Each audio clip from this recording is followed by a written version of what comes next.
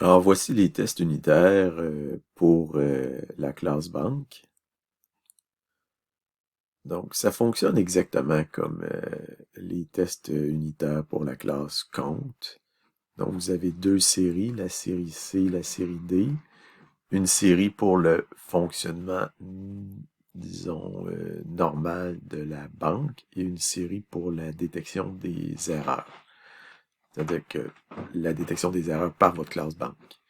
Donc, vous devez, c'est-à-dire récupérer d'abord les tests que je vous fournis et vous devez dans ces fichiers-là modifier mon nom pour votre nom. Ensuite de ça, ben, vous devez exécuter et débugger comme vous l'avez vu pour la classe compte. Et comme je le dis ici, là, normalement, bon, si jamais il y a une différence entre, si jamais ça compile pas votre affaire, ben c'est votre classe qui doit être modifiée et non pas mes fichiers. Donc, ça se peut qu'il y ait une erreur dans mes fichiers, mais en général, le problème est généralement de votre bord plutôt que du mien. Bon, une erreur est toujours possible de mon bord. C'est arrivé dans la classe compte qu'à un moment donné, mais disons, c'est juste que ma classe n'était pas suffisamment générale, mon test n'était pas suffisamment général, donc j'ai ajouté quelques petites choses, mais dans ce temps-là, c'est ça, j'apporte les ajustements, là, mais sinon, en général, c'est correct. Donc, voilà.